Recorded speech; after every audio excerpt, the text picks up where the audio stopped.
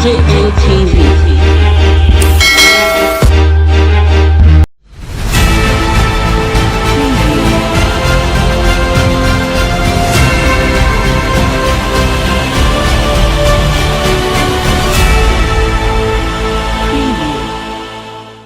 Governor Wike moves to legalize ban on open grazing, plus PDP accused Buhari of increasing poverty in Nigeria. Hi guys, good morning to you, good afternoon to you, and good evening to you, depending on the location you're watching us from. A very big welcome to you. This is DJ MTV Daily News Update, your WhatsApp channel where you get the latest news all around the world.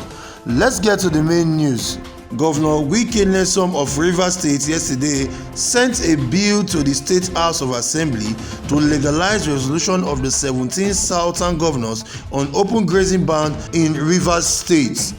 He further explains that the bill, which he would sign into law as soon as he received it from the House, was aimed at protecting farmland, women, youth, and all residents of the state from the killer herdsmen coming into the state. Mr. Kevin Ebiri, the special media assistant to Governor Wike, in a statement issued, said that, and I quote, "The anti-open grazing bill will be sent to the State House of Assembly for speedy consideration." Wike stated this yesterday at the commissioning of Azaya Odili Omeru Street in New GRA Phase 1 in Obiakpo Council of the state.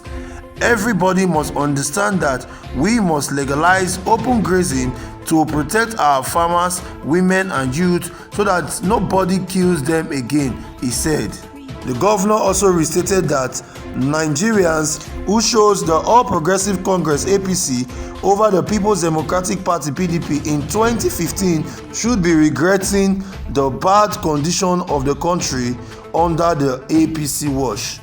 He also lamented that Nigeria was currently on life support and required prayers from Nigerians to save the country, adding that since All Progressive Congress came into power, Nigeria has taken a turn for the worst, with killing and adoption daily across the country. The former Senate President, David Mark, who inaugurated the project, said Rivers people were lucky to have a governor like Nyesom Wike, who will fulfill all his promises and still provide infrastructure with a human feeling.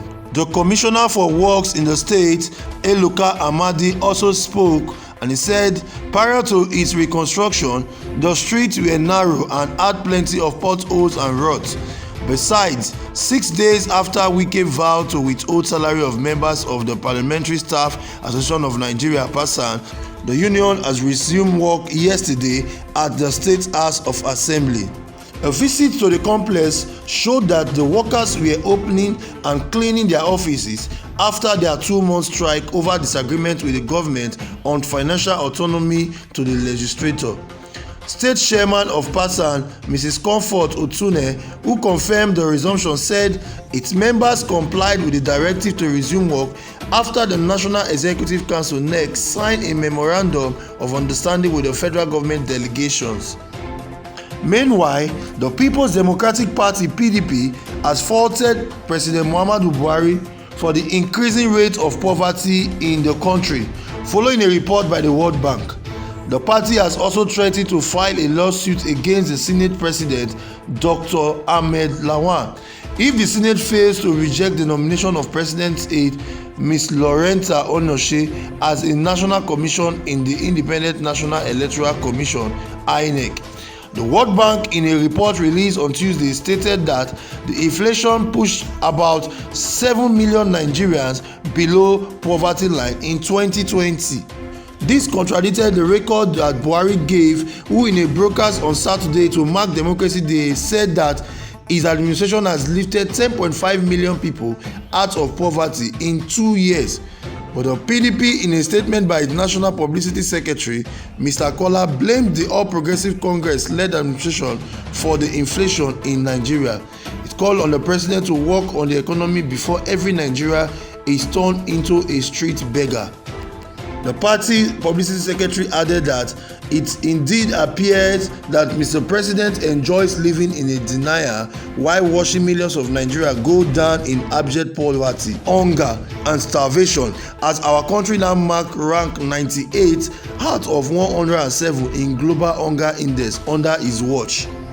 Under the Buhari-led administration, Nigerians are now subjected to the worst form of poverty and hardship, with collapsed purchasing power occasioned by a mismanagement economy that has wrecked our productive sector and our naira. From the dollar, in 2015 it was 167 naira to a dollar, but currently over the world it is 500 per $1.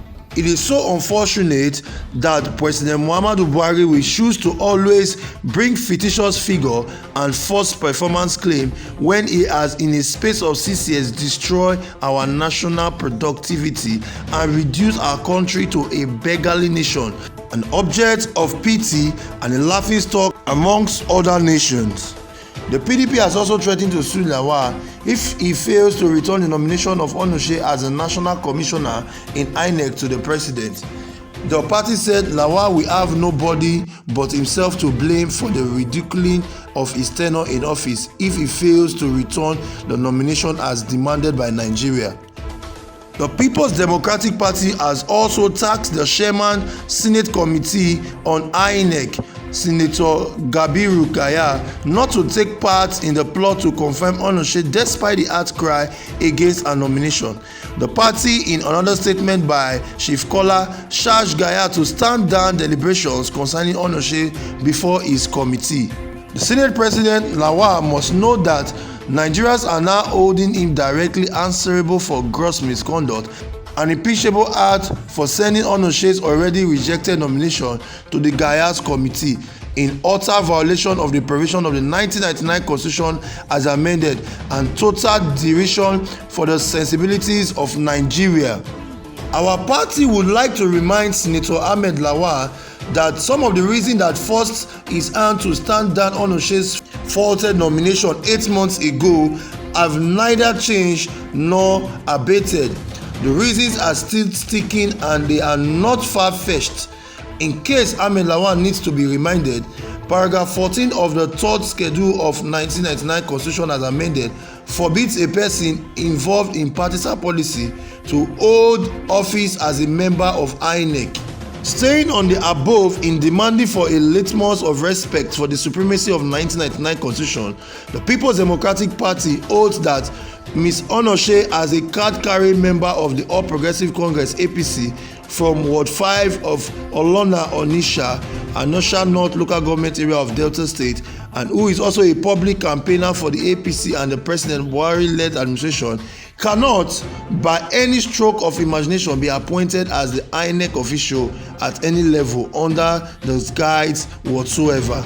If anything of such ever happens, our party assures Senator Ahmed Lawal that his desperation to appoint Onoshe into the INEC through the back door is an act of rebelliousness to 1999 Constitution as well as impudence to the sensibilities of Nigerians, which must never be allowed to stand, he added.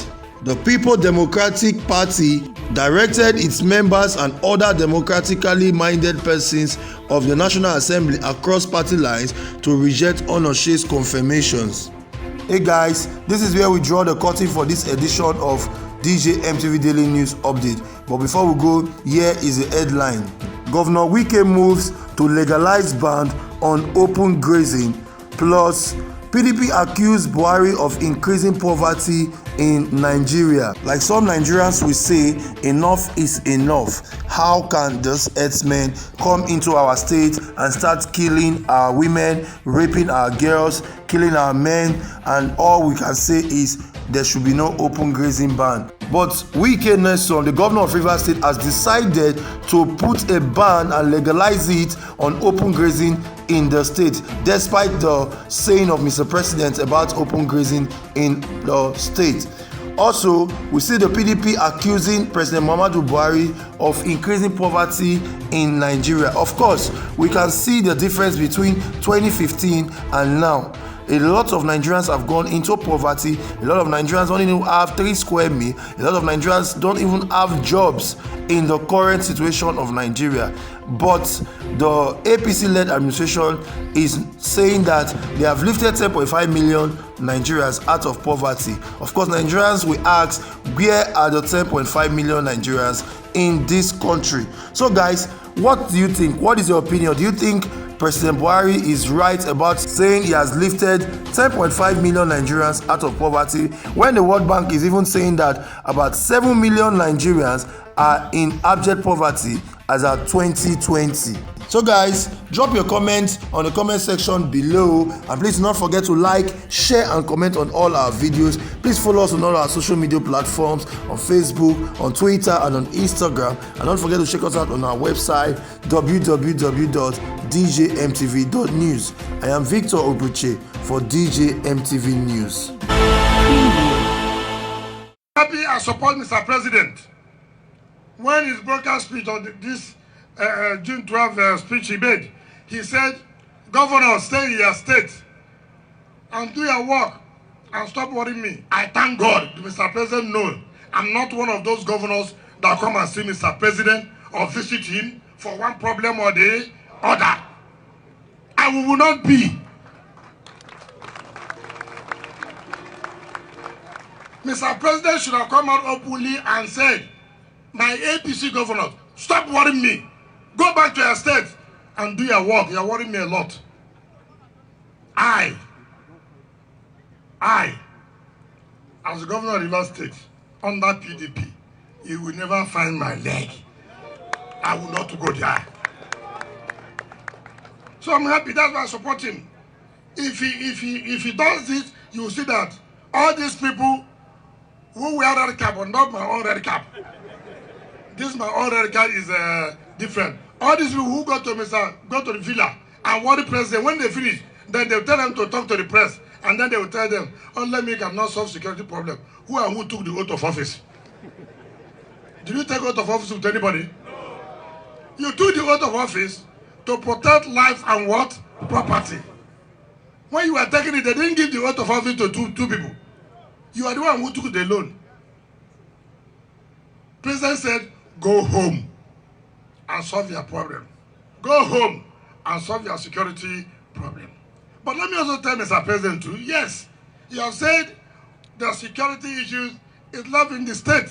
How about that, President? Not be so. The Constitution didn't say that. Who is the Commander-in-Chief? Are we the governor that Commander-in-Chief? No. We are not Commander-in-Chief. Mr. President, you are the Commander-in-Chief of the Armed Forces of the Federal Republic of Nigeria. You appoint IG. You appoint Chief of Army Staff. You appoint Chief of Naval Staff. You appoint Director D. Which one do we appoint? CP, I don't appoint. Director here, no be me. Commander here, no be me. Which one again you say they are under me? They are not under me. You are the one controlling. Okay, allow us now to pick who will be CP for ourselves. Allow us to pick who will be in charge of SSS. Then you will see whether it will be the same thing. Because they cannot act until they take powers from you. We cannot tell them do this, they do. If I call my CP now, it's okay, let me call IG. Who appointed IG? Not President. I just okay, hold on first. Let me clear with Oga. Yeah.